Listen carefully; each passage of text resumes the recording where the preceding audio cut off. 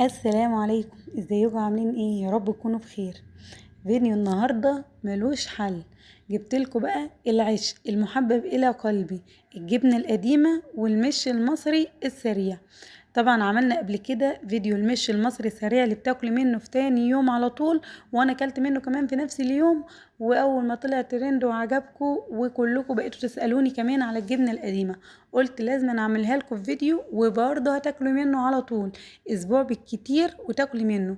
وانا مش عايزه اقولك ان انا اكلت منه برضه من تاني يوم، بس كل مس بيه بيتعتق وياكل من بعضه كده وطعمه يبقى احلى واحلى. نسمي الله ونصلي على رسول الله ونخش على الفيديو على طول. اول حاجه كده معايا كيلو من الجبنه القريش. بتجيبي من عند اي حد فلاحه عندك، بتقولي لها عايزه جبنه قريش. مفيش فلاحه عندك، انت بتجيبي كيلو لبن واعمليه عندك في البيت. تمام. حطي عليها كده رشه ملح، قولي نص كوبايه ملح يعتبر، ونحط عليها رشه من الشطه، معلقه من الشطه كده كبيره. وقلبي بقى وسيبيها كده عندك في التلاجة يوم، او لو مستعجله ساعتين بالكتير. عايزين ننزل كل الميه اللي فيها، انا عايزاها تنشف، مش عايزه فيها ميه نهائي. بعد كده هنجيب معانا حلة على النار وننزل بمعلقتين مرطة.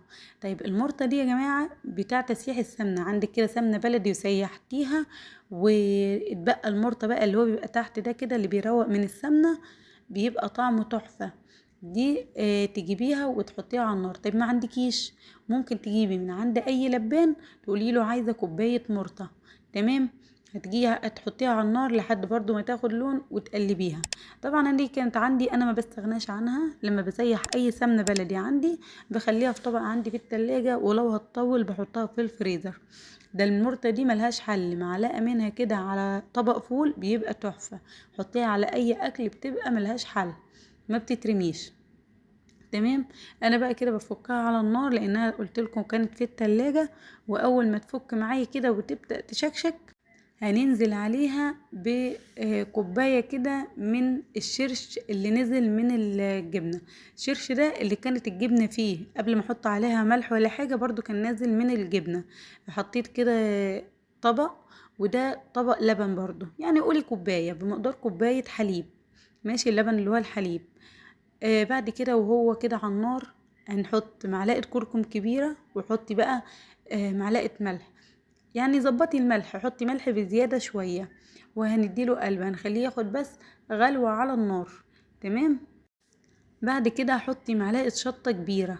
طبعا الشطة دي شطة ناشفة وانا طحناها. انا عامة بحب اعمل الشطة الخضراء اللي بتبقى حمراء، قرون خضراء كده ولونها احمر، بس للاسف ما لقيتش، فاضطريت اعمل من الناشفة اللي عندي. ليه بحط شطة خضراء افضل؟ لان بتدي لون للمش كده، مبيبقاش اصفر قوي، بيديله لون محمر كده، وكل ما يقدم كده ويعتق يديكي لون جميل، لون الجبنة القديمة الحلو اللي احنا عايزينه. تمام. خد الغلوة، سيبناه يبرد خالص، ما يكونش حتى دافي. تمام. بعد كده الجبنة كمان نزلت كل المية اللي فيها، وعندي هنا بقى طبق لبن. ايه اللبن ده؟ انت لو جبت من عند اي فلاحة قول لها اللبن اللي بيتغمس بالعيش عادي، بيبقى لبن كده زي اللبنة اللي بتتباع في السوبر ماركت. آه، بتبقى حلوة جدا، بعمل بيها المشي السريع. هحط لكم فيديو المشي السريع في الوصف علشان تشوفوه. يعني يختلف عن ده، التكنيك بتاعه بيختلف عن الطريقة دي. تمام. بعد كده حطيت هنا ايه اللي انا حطيته ده يا جماعة؟ حطيت معلقتين شمر كبار، ده بيخلي المش في حتة تانية خالص، لا غنى عنه عندي. تمام. ريحته بتجيب اخر الشارع، ده اللي بيفرق مشك عن مش اي حد تاني. هنقلبه كمان تقليبة، ونحط معاها معلقة حلبة. عايزين كده معلقة حلبة كبيرة كده او معلقتين على حسب ما تحبي. الحلبة بتدي طعم حلو، ويا جماعة مش بتمرر ولا بتبان طعمتها نهائي، بس هي كمادة برضو كمادة حفظ، علشان المشي يقعد اطول فترة ممكنة، ما يجرالوش حاجة. تمام. اللبن ده بقى هحطه معاه. بصي هو لحد كده الوصفه دي انت مش محتاجه اللبنه دي فيها، اللبن اللي انا جايباه ده مش محتاجاه فيها. تمام. هو كان لبن تخين قوي، مش ناعم، لانه كان خلاص هيتحول لجبنه، بس لحقناه يعني. حطيته بقى كده ونقلب بقى تقليب حلو لحد ما دوب اللبن اللي انا جايباه ده كويس جدا. وخلاص اول ما المكونات بتاعتي بدأت خلاص اتجنست وكله كده داب في بعضه، عندي بقى البرطمان اللي هحط فيه. اول حاجة البرطمان يكون مغسول كويس قوي وسايباه في الهواء ينشف، ما تمديش فيه اي فرطة او اي حاجة تنشفه. عايزينه مفيهوش نقطة مية، ويكون مغسول بمية سخنة، مية مغلية لو يستحمل ان هي تبقى مغلية. ويفضل ان يكون برطمان ازاز، بس انا ما عنديش ازاز فبعمل في البرطمان ده وعامله فيه. يعني انا كنت خلصان عندي البرطمان ده فغسلته وعملت فيه تاني. تمام، هنرص فيه الجبنه الاول زي ما انتوا شايفين كده، واحده واحده لحد ما نحط الكميه. البرطمان ده بياخد معايا من 2 ل2.5 ل3 بالكتير، 3 كيلو. فهو انا عندي كان كيلو الجبنه، وقولي معايا يجي كيلو ونص من المش اللي احنا عملناه ده، فهو خد معايا يجي من 2.5 ل3 كيلو يعتبر. فانا مش عامله كميه كبيره.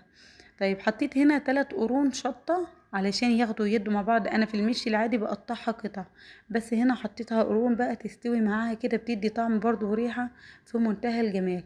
ابدا بقى اعبي البرطمان بتاعي بالمش. طبعا قلت لك انت لو استغنيتي عن اللبن اللي انا حطيته ولا هيأثر خالص. وعلى فكرة مش هيبقى رقيق، بيتخن يا جماعة، لان الجبنة بتشفط السوائل اللي في المش، فبيتخن وبيبقى حلو جدا. يعني انا كده هضطر ازوده مع الوقت، كده هزوده حليب علشان هيتخن معايا عن كده كمان. طيب انا هنا مش هحط دنكار نهائي. ليه بقى؟ اولا انا هحطه في التلاجة. تاني حاجة انا حاطه حلبة كمادة حفظ. تاني حاجة انا مش عامله كميه كبيره. انت لو عامله كميه كبيره وعاملاه في بلاص، هاتي دنكار من عند العطار وحطيه في شاشه كده صغيره واربطيه على حرف البرطمان او الحاجه اللي انت عامله فيها المش، علشان ما يبصي ولا يدود منك ويطلع معاكي بمنتهى الجمال.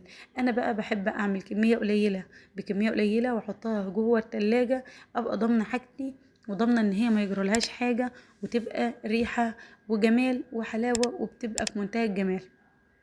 انا عايزه اقولك انت المفروض تسيبيه اسبوع على الاقل عشان تاكلي منه، علشان الجبنه تشرب كويس. بس انا والله تاني يوم على طول ما قدرتش، فتحت وكلت منه، طعمه تحفه حاجه كده في منتهى الجمال. طيب بالنسبه لاخواتنا اللي مش من مصر بيسالوني بيتاكل جنب ايه، يا جماعه المش ده تاكلوه جنب رغيفين عيش كده، وهاتي جنبيها بقى حته جبنه وشويه مخلل، وحطي بقى طبق المش وطماطميتين كده، وانزلي بقى انزلي في المش، مش هتشبعي منه. حاجه كده بمنتهى الجمال. اتمنى يا رب يكون عجبكم. حطوا لي بقى اللايك واشتركي في القناه وفعلي الجرس، وما تنسونيش في روحه حلوه حلوه من قلبكم.